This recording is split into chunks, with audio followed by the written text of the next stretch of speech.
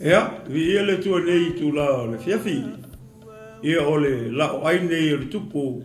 Ia e pei o na masari ai. Ia fiafi te tasi. Ia o le atatou a mata mua I se talo. Ia o vai le tua o lo mātou ta maa. Ai mātou te le I whai au se ngā ruenga pe mātou te tautala fo I se upu.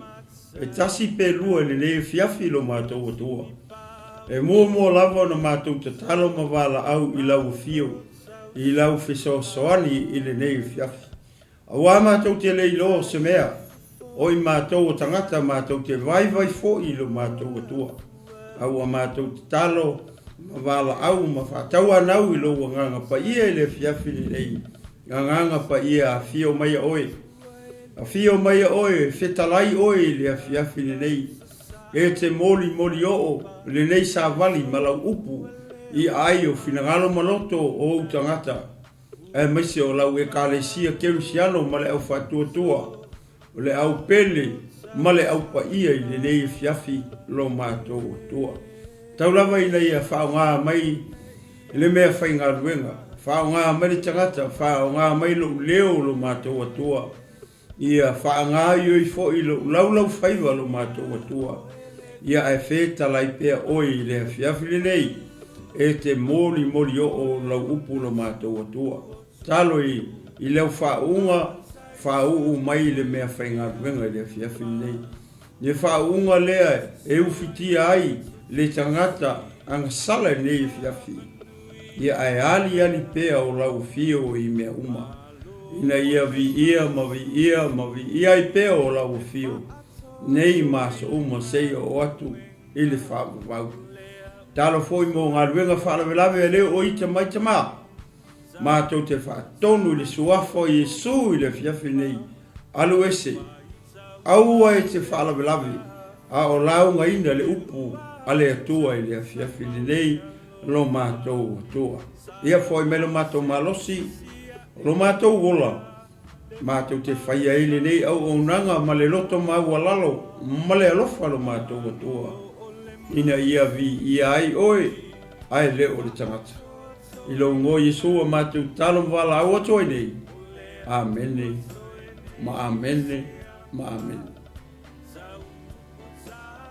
Ia. Ia le tua nei tu la fiafi. Ia ave ia nei a vanoa maulunga. E whataro whatuai ma whawhailoa e tuai. Ia I lau tapo inga sa moe nei tu lau leaso. Whamalulua tu foi ona ua. Le a vanoa mai e le sunga e pasta mai. Ia e masani o le maa se lua tu ia fiafi. Ia ono nisi o tutongia. Ia I nei fiafi. Ia e whaftai le tua. Lo maua le malosi. Mau foi le loto tele e au nai pea I le tua ala I le nau. Whatalo whatuai lai pa ia ma sao Samoa nei fiafi whatalo whatu. Ma lo le on sai ma lo soi fo manuia. E le manatu ma le tatununga. Ia ua tātou au ia whatasi mai nei fiafi. E ala I le puipuinga ma le tausinga ma le leonga. Ia o le tātou tapa au I le rangi.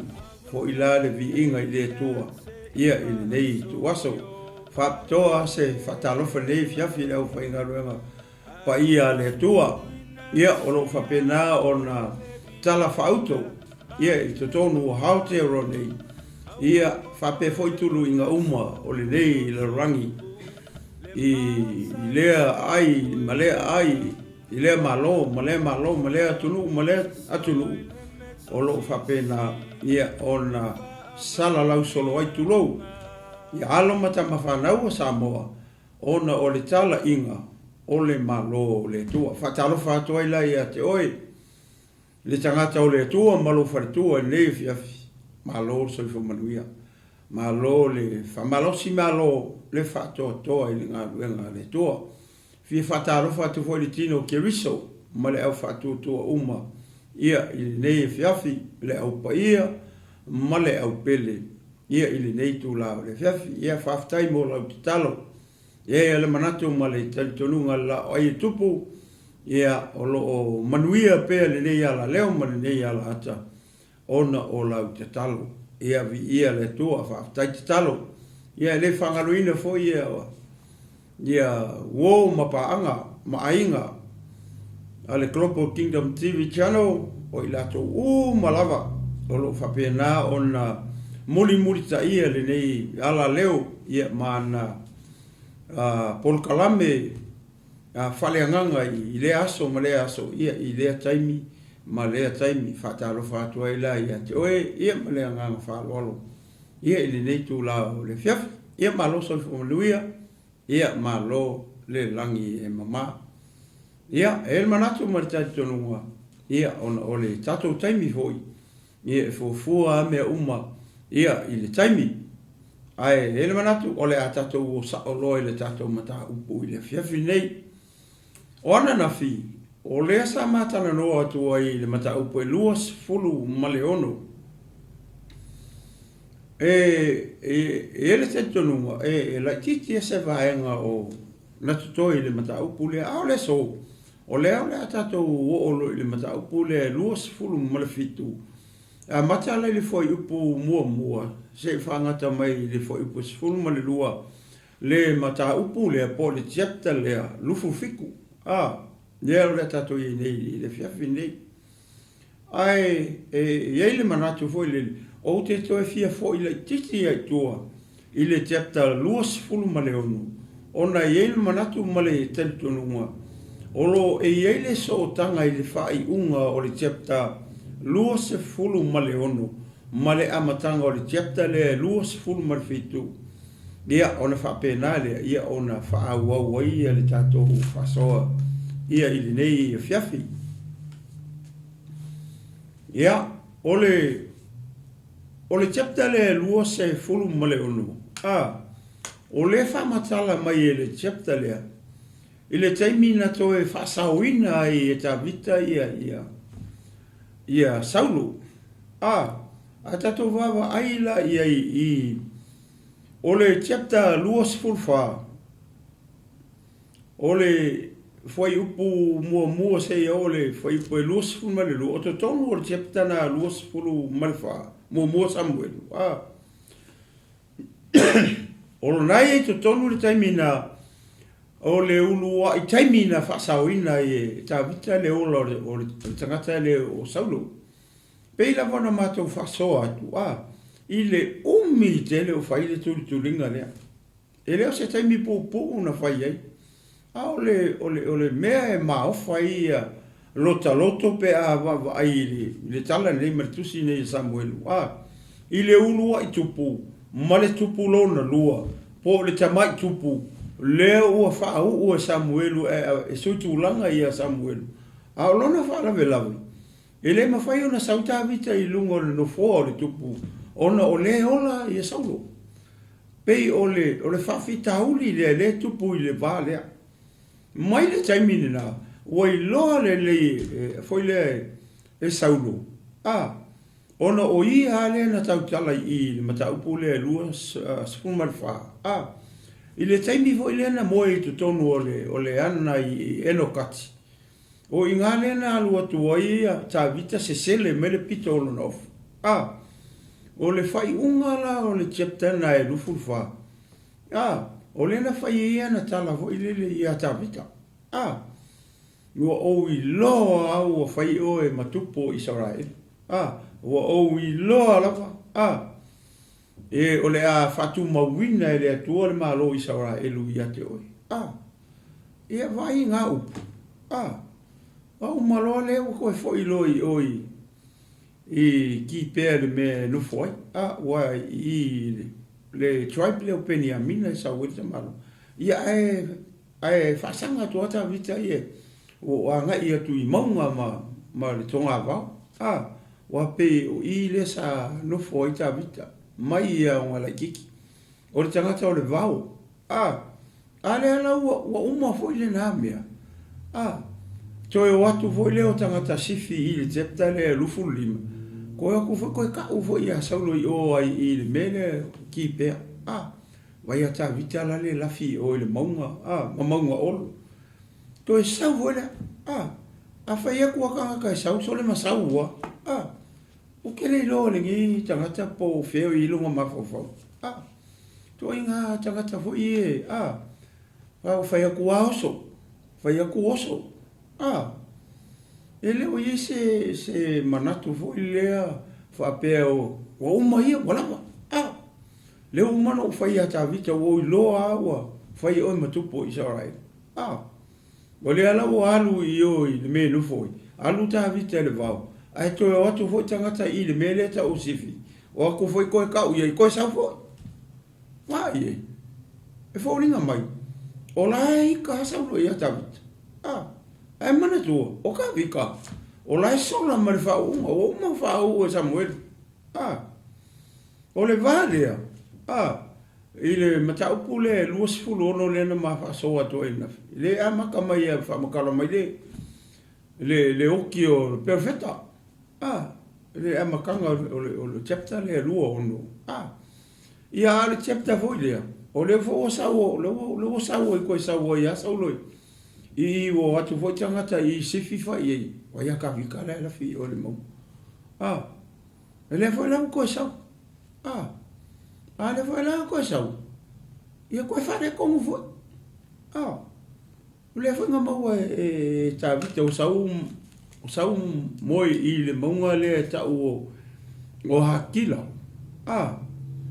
o sawo le ko moi le anga pe le anga e no kati le ngamo mo ai ia uma foi pe foringa mai foi le ta vai la o pe o uma no le o fai ata vita o loinga o fai o makupo Israel o loinga e fa kuma winga le malo Israel ia ke e vai le mele o tupu i o le foi la o walu o ka fa o so ko sa foi le ala le sa o il chapter le lu fulu ngo le ma ko fa so ko yenga le fo ko sa ui le fo ko mo foi ka vika aka kilo la i le o fa luanga nga fa sao e ta vita le o lor tangata o i le nga sao moi ile maunga le o hakila ia nga ole i o ta vita malonga nefiu le uso i apo le tama se luia le kofinga o ka vika o la uanga le nga o io o le po e o kunga ia la fai mo e pe me le nga mo o le mo le nga fa sao i te mo le ana o eno kati e o kunga ia la si o ma le ngu ai fanga e o nga ko ngori ku o le ala i ma le toa i sa e lu ngo ia apineu le kali o neu le tangata le ko kofi sa ulu o ia le ko i sa e lu kemiga ama ko ke mi le fo ama ka pi ab mai le malo ta vita mai uko le ko ava uko i manga e o ku kilo ku ka vi ka malo ngani e ku kusa le ia le moe i ma le moe le nga moe o i le anga o eno kati e vai e ku o la ka ki me fa vai malanga ka o ka folo o ko vai le lo ku fa manga lo ni tanga ta vita ia le wo so ko lo nga le fifa ye ne wa ku ulima mai e yo vale tu isa e luka ka le ka ya le va e ala pa ku ia lo ia kirka e fa ko ia ni manga o javita vai le lo ko fa manga lo ka bika o le kuri solo o le ma ko i kuri le me kuri le me kuri solo mai ile ai mare alua ku le sungu la ku ngafa vale ai fa ka fa e vai le ke leo le loto fa manga lo i tanga ta o ta fa ku ye lo ngani fu le ai ia ga mamao ai ke unga o lima i tanga ta o fa uina e le to va le ke leo le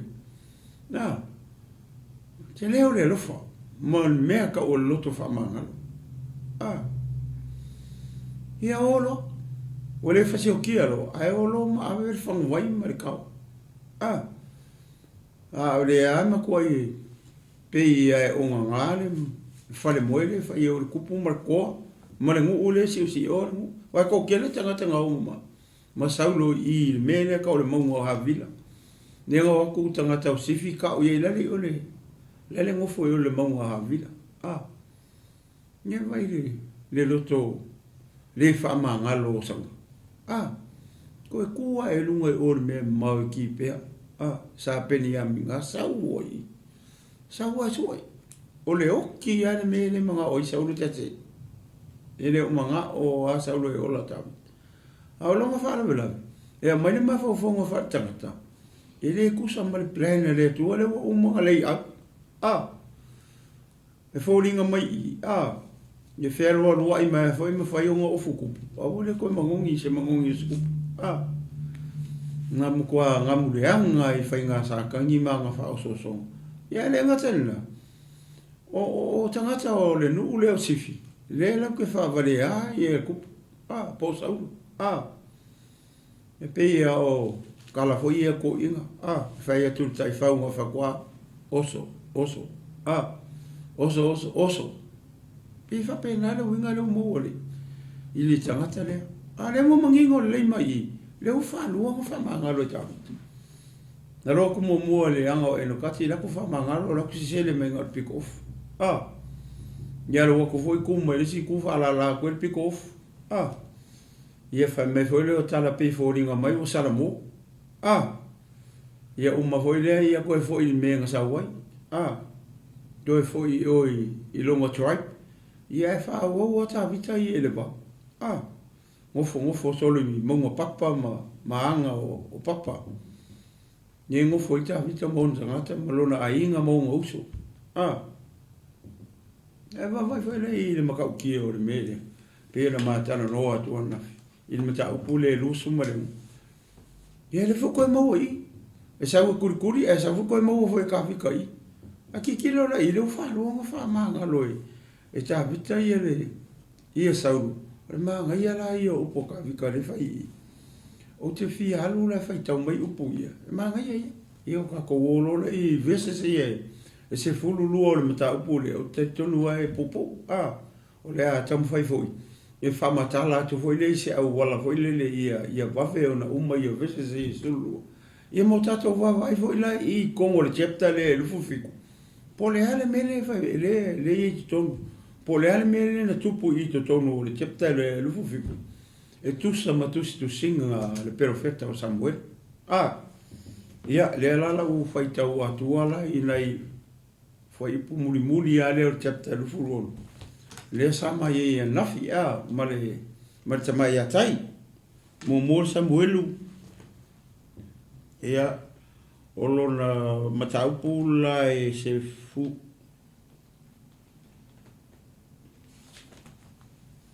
e tau su e tu da tus amen e salut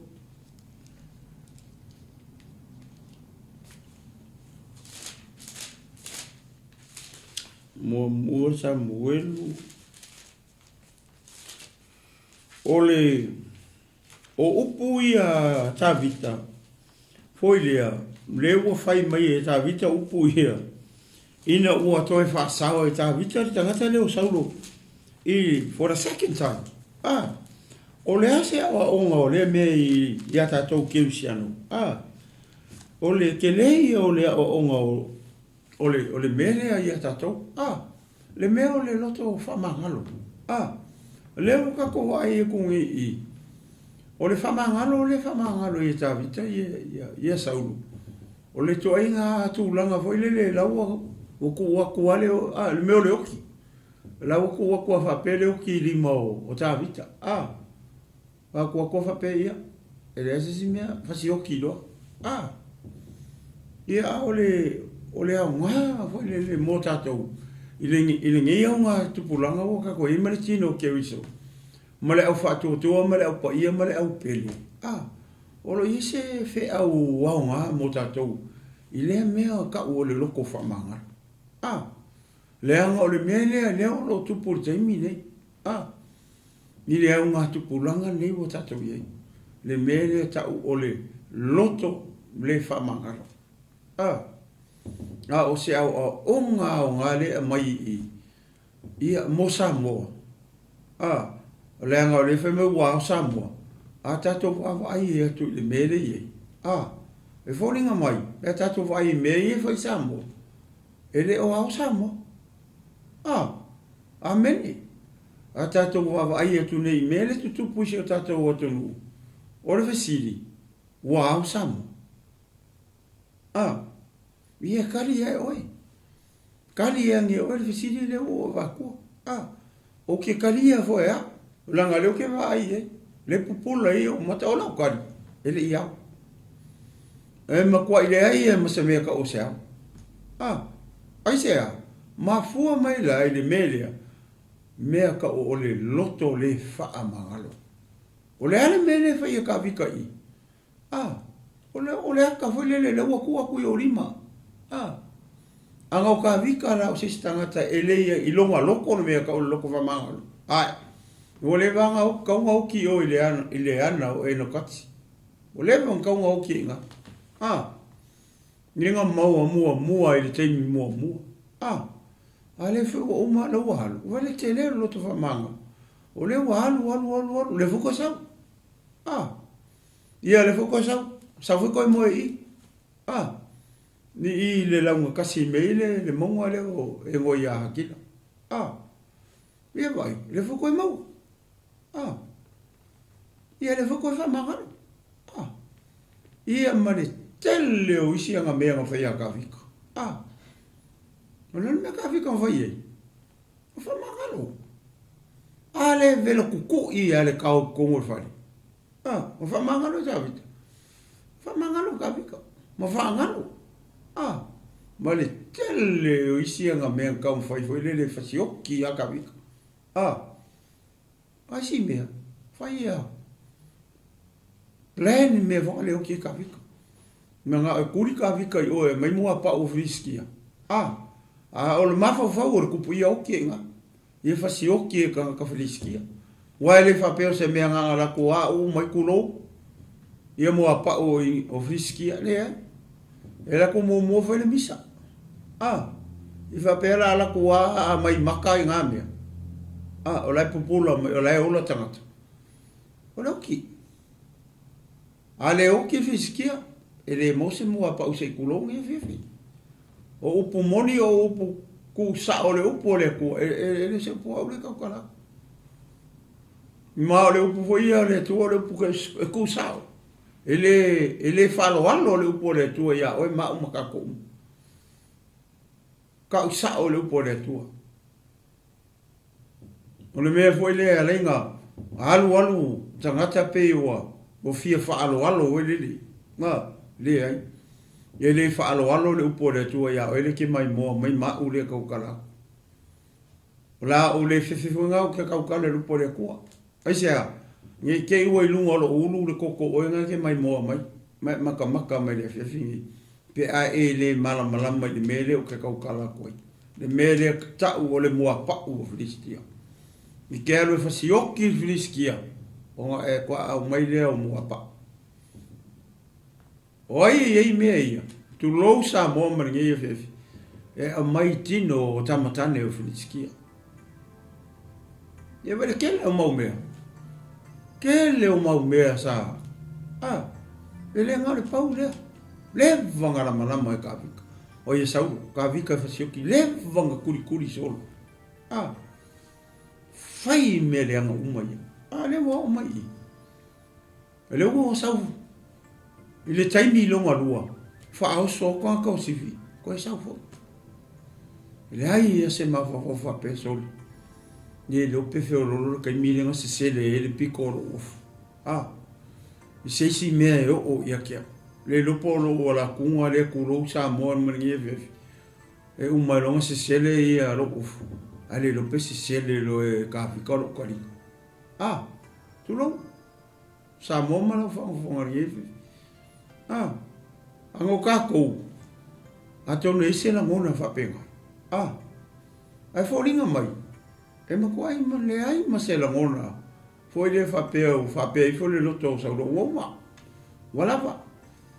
wala ki kai mi le mo wa o e ta vita o le ana o eno kati wala ki o au ka sa ka mo oki A le ua ku foi kaka koe wha oso oso, ko le fo koe sau foi. Vai le mere o kupu i. Ia. Sau foi koe moi i. Vai mo tangata mi o le anga. Ma le tangata le loto wha maangaru. Ma le tangata foi e alu e kurikuri au pū ara kaka o rei ka ia. E whai tau la fionga pa ia le tua. Le merenga mo moe i. Whai mai o le moe mai le tua. Te ronga kako whapea. Kako wola siko i ngā olanga whapea. E lar ko i ngā moe a mai le tua i hau. E makoa i wha ngase i ala moe. E makoa i e lei loa. Se mea e ongo o i hau. E sea, langa reso i fua i ofa le tua i sarai. Lea la whai tau atua. Ia nai whai upu ia ta vita. Upu ia ta vita hoi le. Le ua whai i le taimilia. Lenga whai akulo i longa refi u lea. Kango e mai ngara kau mo le whangwai. Ia, a mai paunga mea o mai marau. Ia o mai lo wala ua toi lo. Wala aua kula ka karengo ia apingelu. O e apingelu o le koa. O le mea ko moe i whapenga e le leo wha le kupu. Ia ke ia enga. Wale se kau. Wale se whangu vai. Le lau ingo ia mea. Wale se au penga. Le ai ma se soa vai e. Le ata o le whaore tanga. Le vai e ola i tangata. O mai susu e ngā fo mai e lua vai kolu o le vai e. Me le wha mei ko anga ingo pu vai e walu le aso. Pa lengi le vai o tatu tino. Ia le ka umai fu e le fionga pa ia le tu. O le aka o le vai o le aka o le upu o le akua. O le ese au penga o kingo. O le ese tau. O le ese vai. O le ese upu o le akua i leo langa o le kupu o saudo. Koe le aima se mea. O whea leo ave. O le whungaru matawita. Yo ko va i mo tangata kaula malama marka ka mangao. E fasioki le tangata. O le umi. Na e tai pau ke kai fo sistema. E le o mare kalangi mo ka ko le me o loto fa manga no. E le o le o nga motatu. E le nga ka o le umi on ka ko wika iso ka ko uso tangata. Even la o ka ko uso ka ko. Fana nau fa tasi mai manava tasi. Ala fai ngi me o rika. Fai ngi me o le loko fa manga. La so fa fai fi. Ele o mari tala le mo ka ko umari fe. Ele yo mai ele me ka o loko fa mangalo le fe e pe a fai wa. O umi maloa te sanga ele fa ngo e fa mangalo lo anko. Polo anti polo kase. Le o nga mo ka ko. Ia avea o e masitangata e ke ku i le va. Tangata poto e nga ke whaia le mere. O tangata o ina o tangata e nga ke iloa longa ku. Lea la se e o whaita ua tua nai whai upu i e peo na uwhaia. I le mata upu le lua se fulu ma le ono. O le e la upo ta vite le na whaia i. Onga o le whai ua koe mau e ka wika. Ia le whai koe mau le whai koe whamangaro. Pau me le mai mala uanga le kao ma le. Ma le whangu vai. Se o whaita ua tu alanga i whai upu i. O kako o lole i mata upu le fulu lufu fitu le whiwhine. Whai mai upu i a ta vita. Ne whai upu e. Mata mai le whai upu e lufu lua. E mana ia. E mana ia o le. Hoi le ala tamu whai tau atua. Ona tali atu leo ta vita. Ua whape atu whauta. O le tau. O le tupu, ia sau se tau le ana te avatu. O Iova, na te tau i atu i tangata taitasi ila na mi o tonu malona fama oni awa na tuuina mai oe e Yehova ia te au i le po le nei a ua o le mawhaia o na wha o lo lima i le ua wha uina e Yehova o puia ka vika wha mai a ma ko mai oe Yehova i lo lima i le po ngi ai ua o le wha o lo lima i ake oe ai sea langa o oe o le tangata u wha uina e le atua ai le upo le o tangata tumu le loto wha mangana a le ua lau i o a pingelu pa mai foi o li o le koa o Israel ia sanga moe e le ngofo lunga e vai le kupu a ke ifonga a vai a kuva pera o le se ka o kupu le se nga fango vai ma lau koro ka vika sauses yo ka le nga e vakuria ia le ka o ma le fango vai o kupu vai Kena ni mele o tupu i. O le ma ko i wha ma inga e ka vika i a pingelu. Ai sea, le anga ke leo whaia lono tiute e sa parika. E moe a kurukupu. Ua vai le kupu. O sara vai le kupu. O le ma whēro lo i solo. E so e ka vika. Ia e moe a koe mariko. O ia moe la fa o iwa i le tupu. O ngaru wanga le a pineu e whai. O ia o le koa. O ia o le porikara le kupu. O ia responsibility. Mo le wa inga le kupu. Ma le saunga le mu o le kupu. A le ka le whaali mai. Kua oki a korpisis. Nea lawa ai e kuro. Wala au o kuro ka vika. Sole. Sau se kau le waku le kau o kupu. A saunga mo moe ai le wawa ifa le kupu. La se fe o waku i upo ta vita i ero wala uku i o. Sole. Se awar mo moe vai le kupu. Anga whapea la o usikanga kaleanga. Ia koke whealae. Ia o ki kupu ia. Nisi upu. Pea whalau kele le mele o kupu i. Pea vai mon porika. O longa kiuke lea. Inga ia ola kakara e alu e vai. Ale e moe anga lea kai. E moe mere kupu i o. Ia e karianga kul porika ni. E vai. O aku aka vika mara kamalong kua finge o aku aka whakafo le ulo kupu o melang whangu vai. Ko e se i mai malangkau. Soli. Anga lele ai moe karianga ale koa. Whai mai o le koa o Israel. Le koa nga fili. E saulo. Nga ke wawa ai ama pui ia. A lele.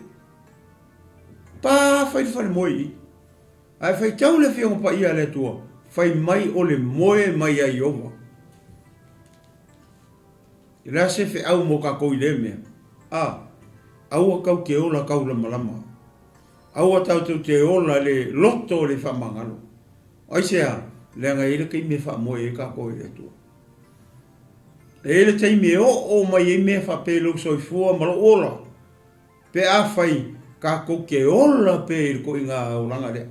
Olea, o le turi au pu o le isi o uso e wha o e le anga. Malo le loto whamangalo. Ai ngalo ia ke oi. Au ke whalongo i kalaka. Au ke whalongo i kalaka ngaka. Kele ka ngaka whai kakala. Kele ka ngaka whai lau i kala. O le se e te leo tangata. Samoa, kasi le whawhika o le o kongo le karesia ke riso. O lo i ko kongo a inga. O lo i ko kongo nguu. Ma lala whanga mai kumalo. Le mele o kala. Ngā waku o ar kala. Ku ui foi lunga resi ko inga. Ku ui foi lunga resi no makua. lale o, lale ma le o, lango ai fea, ke va ai o la ku fale wai. Fai keke I mea ia. Ina ia fa se inga I oele ke mai mo, mai ma o le kau kalaku. I le mele kala kau ke whalo mo ia. Ma ai po se kala, e ke ola ai, po se kala e ke oki ai. Aua e ke whaalongo kala. Aua e ke, e te avea ni tala ni si tangata. Wale mele ukupui. Langa whai ka vika I pai kau lei ale chepta le rua. Whaalongo I kala kaka. Wa e saula I e kurikuri le ukufiki. Wa vai e. Mai o saula kurikuri le ukufiki. A le kupo I sara e le saula kurikuri le ukufiki. Ni a me foi le ukufiki. O le maingi o rangau. E uinga la kiki. Ai a maure ukufiki awe. Ie ke fiu e kafi. Ai fuma kafi ko I o ukufiki. Le ala ue whalongo I upuia. Leo a matato I chapta le luongo. Fua mai. A o Iova, na te tau I atu I tangata taito tasi, I lana mio tonu ma lona whamaoni, o le kau kalaka vika I ai. E kau e lea kua ia. Malanga amio kong ma lona whamaoni. Kaua, na tuina mai oe Iova I a te au ile po legei. Wewa I upo kavika. Lai kau kalaka vika ia ia. I upo ia. Wharango le whau maku. A ua o le mawhai o na whaao lo lima I le ua whau ina I Iova. A ua o le mawhai o nga whaao o lo lima I ake oe saulo le kangaka o whau inga I le atua. Wawai e. Le meo le alofa. Le ngaka o le alofa I le kupu ma le tangata o whauinga e lea kua. A o le ola makau I longa kua. A le whamai nga kuinga mai oe. I lo lima. Ai ua o le whao o lo lima I ake oe. Le anga umaha whao oe I ofa le kua. O I 𝚟𝚑𝚍𝚘. Mai le mangai. Upui e whai ue le chapta lua o le makarongoa ko ianga. E wharongo la iei. Whauta peo na whapele ina lo wola I le nei po e au. Whapeo na whapele inga lo wola saulo. E ai, e au. Anga whea. Le pōngi.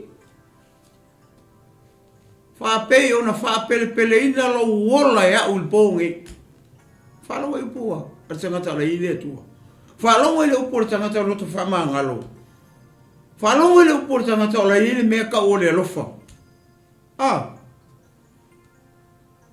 Ese mo le māngai. O se awa o ngā mō kako uma. Inga ia peila o kako o ka vika.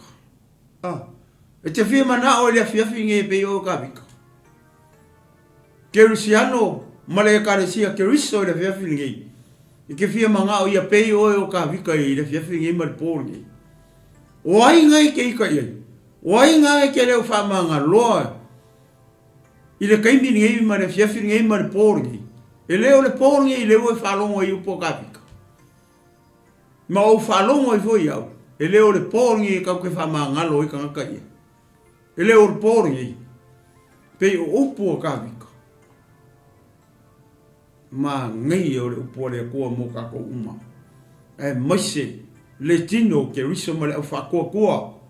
O le au paia ma le au pele le ngai fiafi. Ia pei kako o le loko kakangi o ka vika. E le skaka makua. O le tala vau ka vika ke mirea. Vai le me o iei le poto ma le loa ma le maua lunga. O le whaunga le atua, lei le ola o tangata leo tāwita. Makaukia, le maua lunga o le whaunga, laua ia tāwita, a laele ki e ka vika i le ngofo o Israel, le kupu o Israel. Le a ngofo ia le ula lea. A le ala ua whalonga i le whiawhingi upu o le tangata. O ka vika, e a ngā mo oele ke mai moa mai, e a ngā mo au le kaukala, e a ngā mo le tino ke viso. E a ngā mo le au paia, e a ngā mo le au whatuatua, e a ngā mo le au pele. O uso makua whawhingi i a ke viso i iso, e a ngā i upu i. E le lei o ngā kako whalongo mawhai, e le anga o ngā kako whalongo ringe i a whiawhi, ngā o ngā kako whalongo maru ese i o kako karinga. O ngā ngalo hoi le i a kako. Nea le winga o le mea, ia mongi lo kako loko whamangalo. I le kangaka o le ika ia, o e ika ia, uika ia kako. Whalongo hoi le iei. Ia whapea o na whapele pele ina lo uola e ova. A whai leo o whapua le pele lo uola saulo i le pōre ngei, ma le aso ngei. Ia whapea foi la o ngā whapele pele inga i ova. Lo uola, le ola wai, le ola o ka vika, le ola wai, le ola o e ke msiango le ke mai moa mai le whiawhingi. O ke whai a foi le kala lea. A whai o ke whapele pele inga mau loko whamangalo i risika hankala e kaula malama mai ika mai a kia au. E whape ngā foi la o ngā whapele pele i ova le kua Israelu. Le ola o kakangi e kaukala. Whape ngā foi o i ke msiano. Uso matua whawhine i le ali i le whiawhine. Ngewa e whalongo i upunga pa mai. I le ngutu o le kupu o Israelu. O ka vika. A e wawa ai umai kupu o Israelu. E le ai a se kupu. E kukusa ma le kupu o ngeo o ka vika. Le loko. Le alofa. Le loto whamangalo. E o ilana taita inga. E uia ngā se ka vika. A o le kupu e loa loko whamawala. O le kupu e loa salamo. Whamai ata vite salamo e lau. Salau lima sepulu. Ia e whaia se loko ma mai kokongu ia kiau. Le li ia loa kua awangi e avesea. Loa nganga mai ia kiau. Awa. Awangi e avesea. Loa nganga mai ia kiau. Mai upor tangata i loa salamo. E a kako. E a oele ke mai mo mai le whiawhingi. E a ure kaukalaku. O le upu mo kakou. O le upu mo le tino ke riso. O le upu mo le au whakua kua e le whiawhini ngei. Wa whea kau ke whaki ngoa i upu i a ka vika. E leo kai au. E leo a ngafi o alu a ngafi. O lera ke mi kau ke wha. Ki ngoa i upu i a ka vika leo kau kala i. I le pōri ngei. O le pōri ngei. O le pōri ngei. E leo kai au.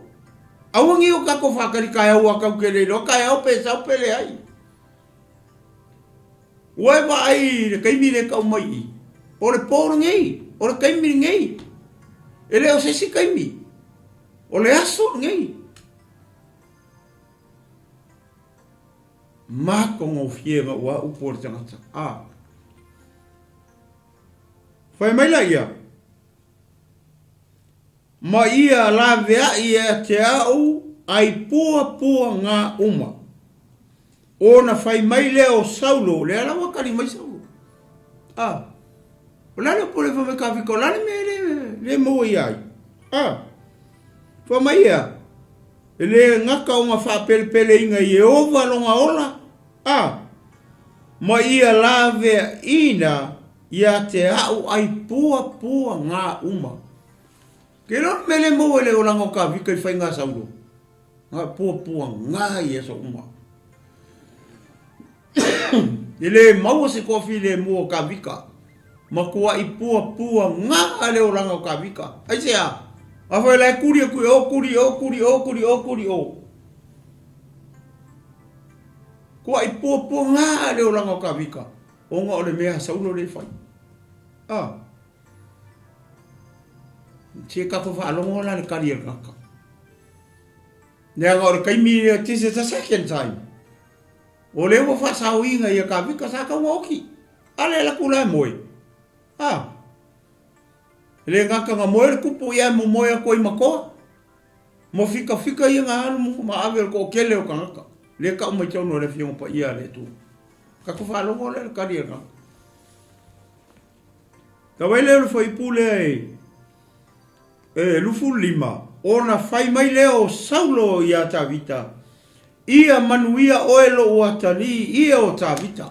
Vai e ka oe ka vika o ronga kari. Ia manuia oelo o atali ia o ta vita. E mongi au. E mongi upu ia pele e chamo. Ia kari au. Kali ange oe. O ke kari a foi au ia nge fefi. E te whai e oe mea sili ma e malo pea lava. O le upu le riki whaalonga inga kele nga whaau ngae kula whale. Kele nga whaau ngae e tangata. Tātou sa moa le upu lea. E mangaia. E mangaia le upu. Lea ka le upu le atua. O mongi le kako whaki ngoa upu ia. O upu ia o upu saulo ia ka vika. Arfi siri. E mongi nga kako whaki ngoa upu ia. Walanga reke wha longo i mai whafonga i mau wha longo voi au ia. E kele nga wha ngae kula whale. Se kulongi fiaf. Kele foi wha ngae tangata. E a mai so o loia. E sua ma moe a next door. Kufa mai a oe. E whai aro upu whape. Aisea. Lea ngā rau a mai so o ia. E sua ma moe le fiaf. E ke whai alawa e oe. Mea siri, ma e manu ma lo ai pea lava. Fia foi lele mai e arisua ma moe meniki soa e uma whai lo upu i la ufa ngase. Se upu la lu kango e wako i isi me kau i le lo for kakare e kufa mai a oe lau niki soa. Rei ma se mea. Whai keke upu i. Lenga ufa ngase se tangata upu i. Wa fase e resi kaka. Fai a oe. Ke fai a mere leima e mangma loa ia pura. Koe le ngā lua uso sa mongo me lusfu. Ke mo fe sa mongo me lusfu. O se upu se si aso ki kango mo mongo i se lusefu. Ko i misi ako. O nga e loa lea. Lawa e wha o ngase e upu. Lawa e pelongia e nisi kaka le upu lea. Lawa e whase ea e nisi ki ngā le upu lea. Lawa e whavalea e nisi kamai le upu lea. Whao ngā se tangata le upu lea kele o kaimi. Nare maa ngai. E sa o ale upu lea whai a koe. E saulo i a ka vika. Langa i sea. Langa leo whanua maua le oki. Whalua ngā maua e loko whamanganu. Ia le tua i nei 50. Ia, whamailola ia. O na alu wai leo tā vita i lona ala. Ai foi saulo i le mea i nofo wai o ia. Whai unga la leo tepe ta lufuro. Leo alu. Wa fo i o i kipea. Ia ai whaau wau pēr malanga tā vita i le ato maua. Go i ngā lea ngā pēra apa i longa malo. Ia o la kako olo le mta upu le lufu fiku. Ngā sifulu lua afo i lea la tamu whai atoe. E whai tau atu. Ia na whasoa atoe le. E le se e poupo ua. Ua whaifo tā vita i lona roto. E uina o woti i se aso i le lima o saulo. E le aise mea i le leia te una o matua sola i le nuu o Filistia.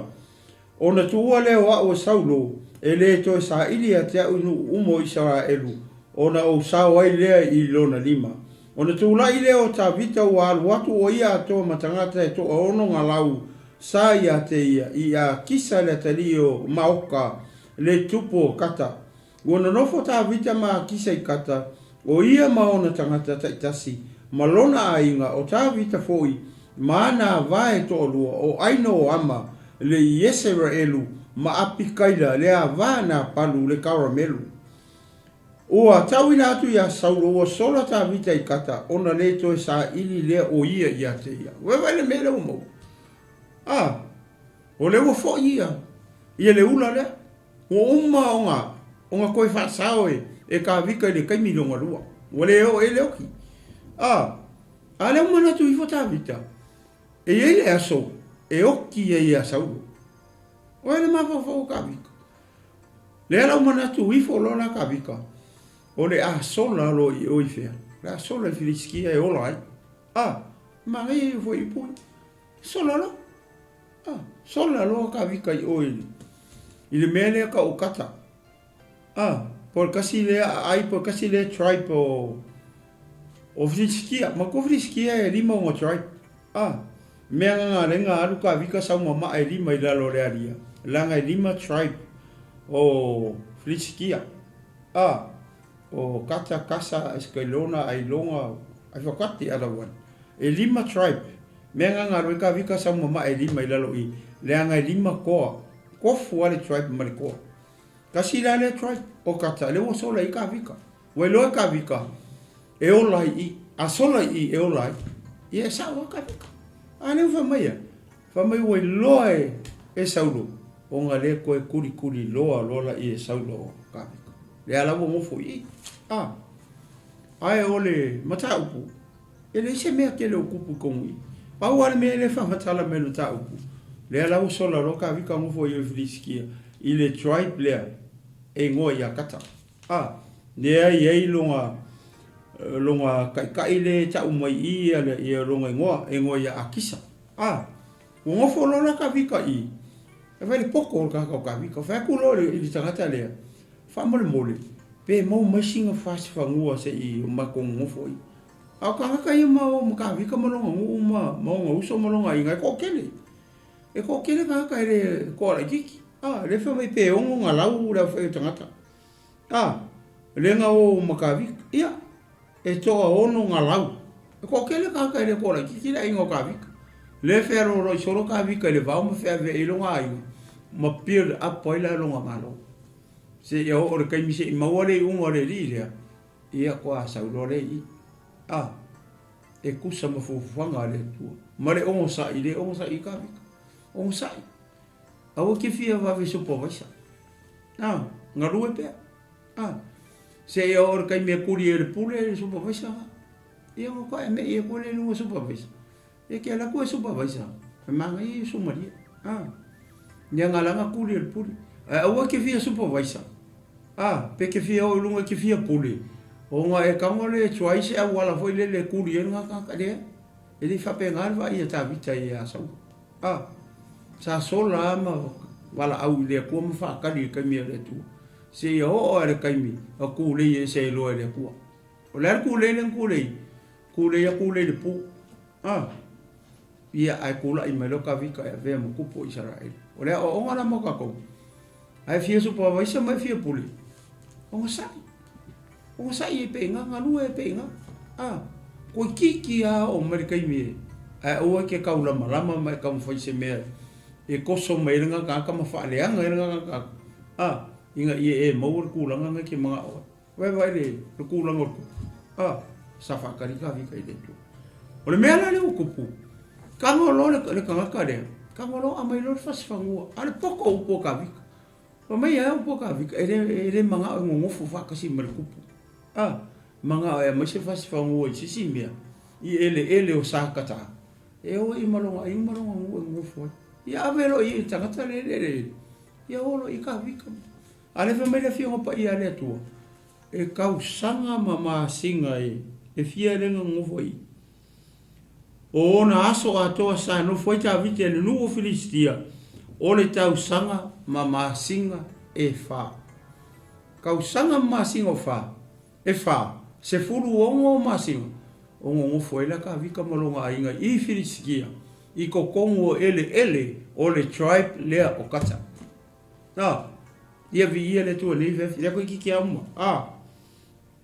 Whamai, ua wata vita maona tangata ua la tau o Sofia Kasuri, ma Kasera, ma Amaleka, au waha o la tau nei sa nonofo I le nuu, mai le vavau I le mea alu atu wai I sura, e o atu I le nuu o ai kupito.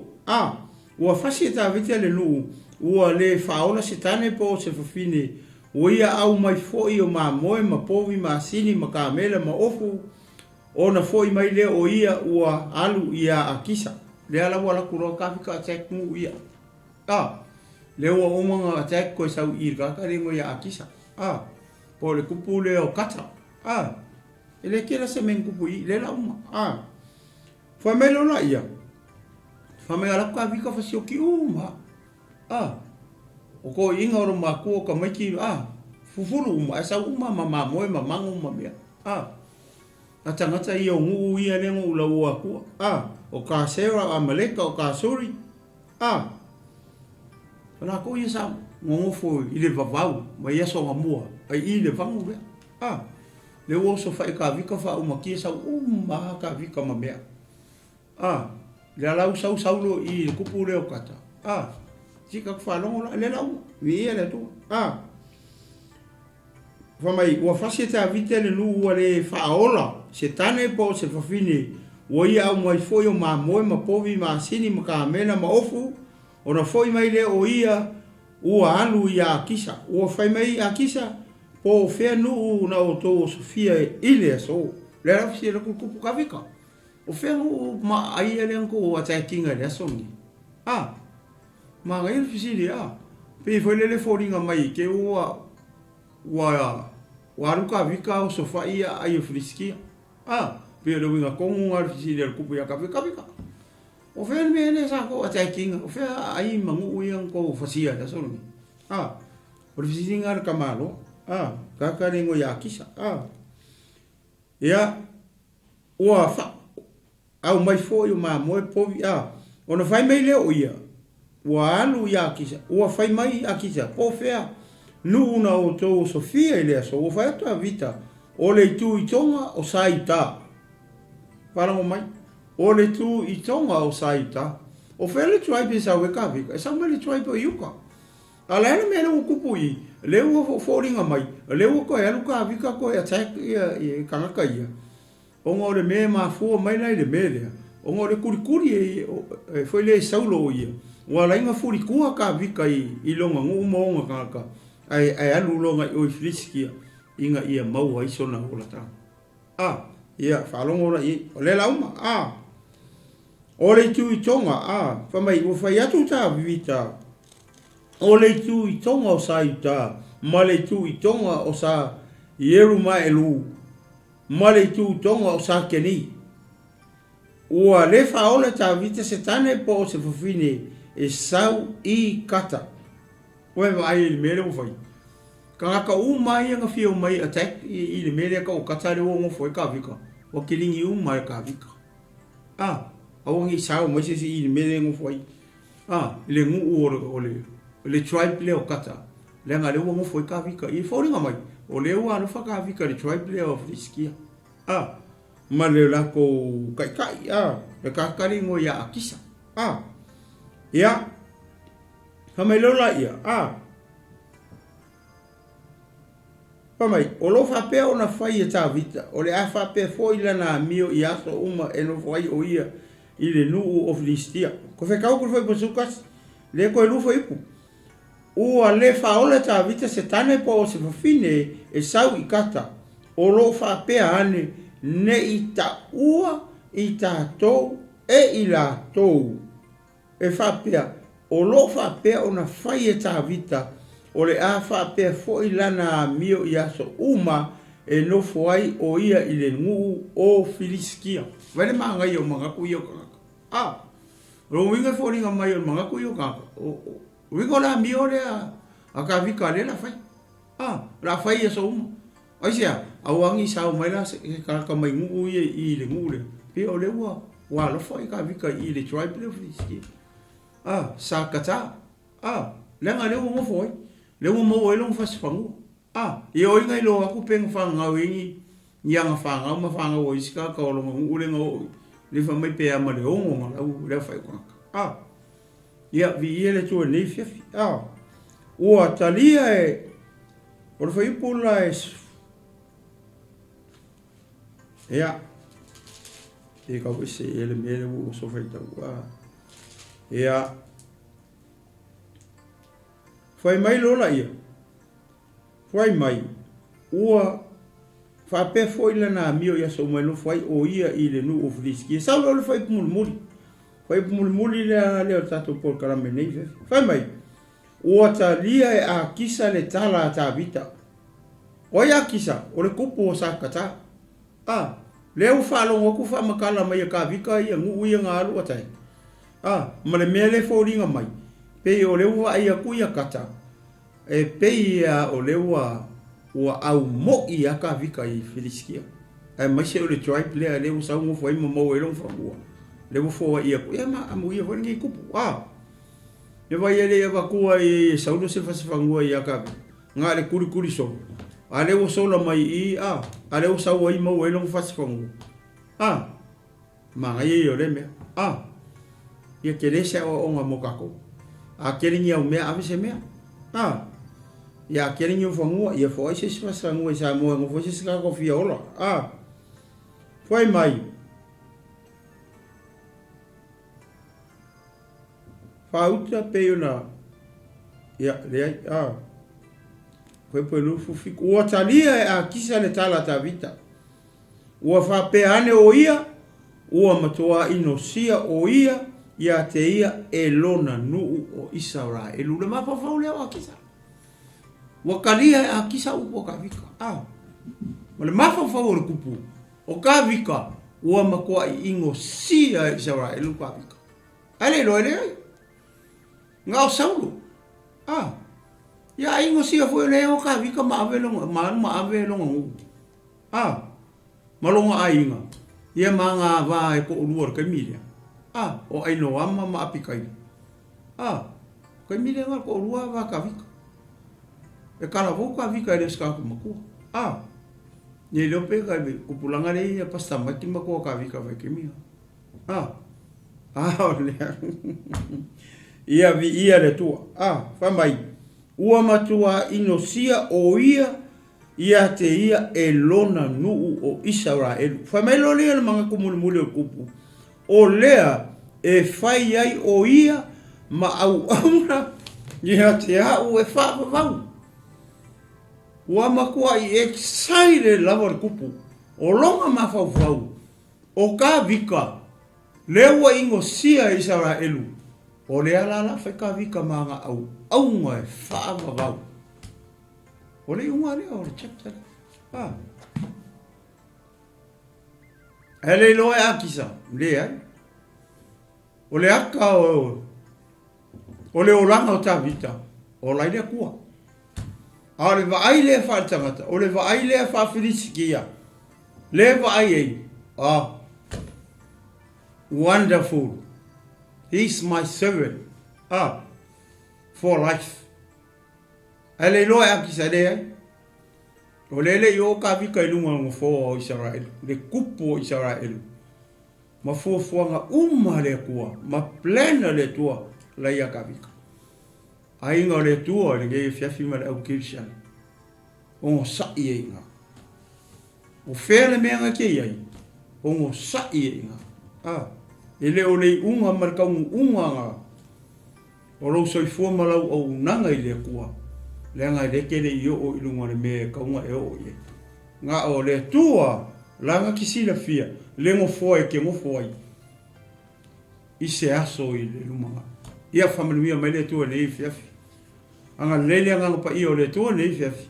Fa atoa atu. Se upu se kala. Ua misi e aku ia kia o nei fiafi. Ara kai mingi. Ia o le a whangata mai i li tatou polo kalami. O le a tatou whai u se talo. Io vai le tua o matou tama. Ua mai e nei le ngā luenga le a totoa lau o. Leli ie lo matou atua. lafo i atu i lo nganga pa ia le savali lea. Ina ia wha malama i aio fina ngalo maloto. O lau e kalesia mau tangata le au pa ia. Le au whatuatua ma le au pele le afiafi nei lo mātou atua. Ina ia tā oso ina ai i mātou uma. I le mātou savalinga ma la mātou fō launga whalea nganga. A o mātou i ai le tino nei lo mātou atua. Tama ia whamanuia i lo nu whamanuia lau e kalesia. Whasilisili ona e whamanuia ia o auna mō lato whaletua o mai mō mamata matamai. Le whiau lea mo i mātou uma. Ia whamalusia i mātou uma, ia mātou tutu whatasi. Ia mātou ngalulu e whatasi. I le tino e tasi o le manatu e tasi o le mawhau e tasi. Ina ia mātou tau soa whatasi. Le ato la au lo mātou atua. Se upu o tau talo e le whiawhi tama ua le tusa ma lau whafonga. Whama ngalo mai au o lau au na. Talo le i whamanuia i a pasta mai ma le nei au nanga. Whamanuia sunga i whawhia ngai ngama wharitua. E mesi o pa ia o le nei e kalesia. Ia i le nei i a whiawhi. Tama ia i watu le vi inga ma mea umai lau fio.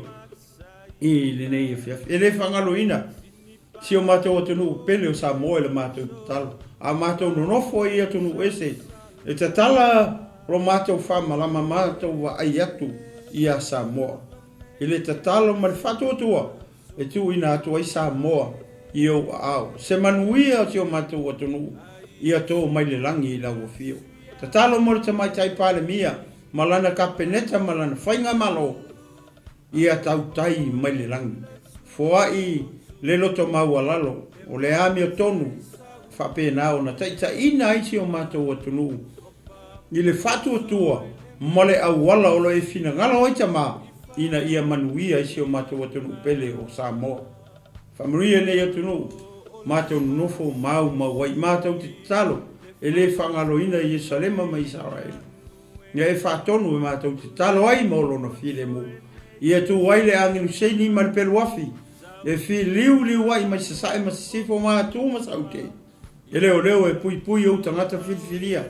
Sa e Peru sa Israel ma sai uta uma. Mai ona tu uma.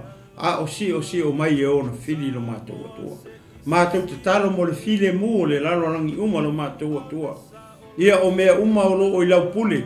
A wai tu lau pule e tu tasi lau pule. I le rangi ma le rangi ma lalo ifo le rangi ne lei. O la Iova ia lo mātou atua. Ia whamangalo mai au lau o auna.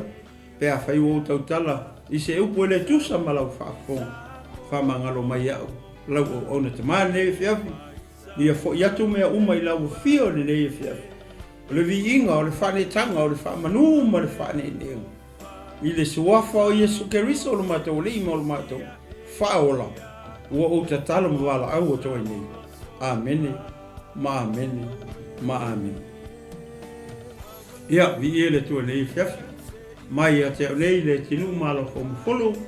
Ia o te whātou whaatu Samoa. Ia i le nei tu la whiawhi. Tō whāsoifua Samoa. Awa o e o le tupu o tupu. Le mātai sau e o mea uma. O so I limit to see if I'm a new young man.